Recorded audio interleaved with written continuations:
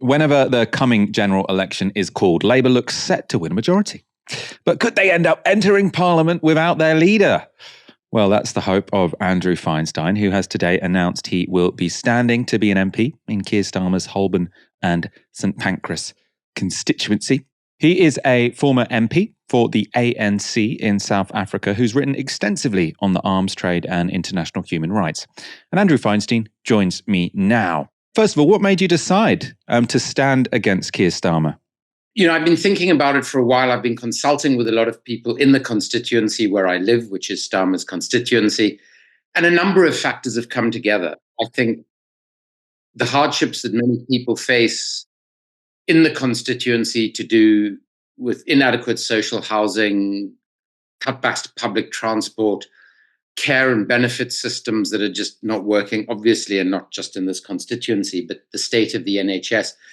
Then, of course, probably the clinching factor for me has been Labour's position on Gaza and its complete abrogation of any support for the Palestinian people, for the international rule of law, for at least enforcing British law, let alone international law, on our arms exports.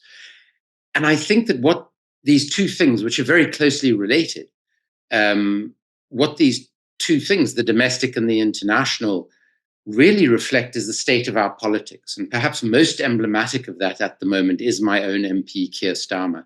And there are many people in the constituency who've encouraged me to stand. And over the past months, thinking about it, talking to people about it, I decided a few days ago that I was actually going to do it. And so announced that today. With all due respect, I assume you don't think you'll actually sort of win the constituency against Keir Starmer. So, short of that, what are you hoping to achieve with this campaign? Is it to sort of get publicity or to sort of raise the visibility of sort of your critiques of Keir Starmer? I always enter things to try and win them. But I'm also aware, having worked on the global arms trade for the past 23 years, that there's something called success without victory. So the other things that I think we're looking at is rebuilding progressive structures and momentum in the constituency, because I think people have felt quite disillusioned since 2019, bringing people together. But also it's not just for me as an individual. This is going to be a very sort of people-centered, community-based campaign with a massive consultative process where everybody in the constituency will have an opportunity to input to the campaign manifesto.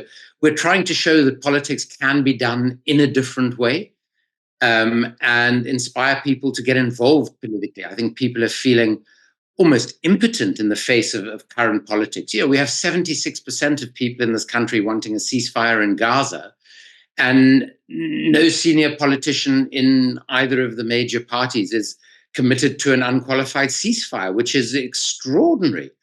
And I think that distance between sort of the rulers and the ruled feels particularly profound at the moment. And I come from a political tradition in South Africa, obviously, hugely different from Britain, but a political tradition that is incredibly engaging with people on the ground. In our 1994 election, our great leaders like Mandela and Sisulu and Slovo and others, rather than just telling people what they would do for them, they embarked on a massive process of what we call people's forums, simply to listen to people. And I think that's one of the big problems in our politics. And we feel it particularly in this constituency, where since Keir Starmer has been our MP since 2015, people have felt that his instincts are authoritarian, even undemocratic. He feels very distant from the constituency and from the people of the constituency. And a lot of people are asking whether he represents his billionaire donors, all the people he was actually elected by and who he was elected to represent. So I think just to try and show that there is a way out of this malaise, even if it's not victory in this constituency, but I wouldn't rule that out either. We've got an interesting question in the comments from Dwayne Bowman. He says, Andrew, why not run with the Green Party? Did you sort of consider maybe running with the Greens? Why did you decide to sort of stand as an independent? Yeah, well, it's not my place to go and, say to a party that I've never been a member of that I should be their candidate to stand. That's the first thing.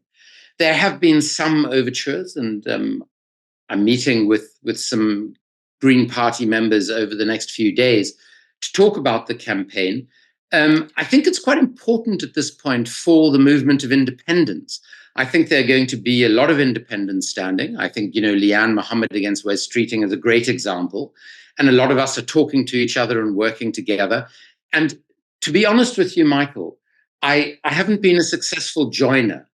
I'm not one to be constrained by party manifestos and policies.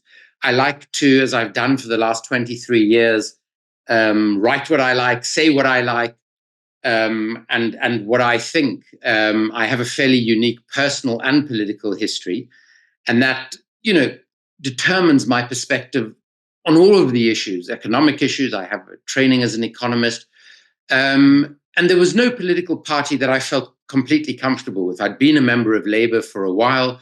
Even in the ANC, which I was enormously honored to be a part of when it was still a banned movement in South Africa, and until late 2001, when I never actually left the party, but I resigned from Parliament, I actually challenged my own party around a corrupt $10 billion arms deal, where we neither needed nor used the arms, at huge socioeconomic opportunity cost. So I think that the approach of an independent stand against Starmer is one that suits me much better, and I think actually suits this political moment in some ways better.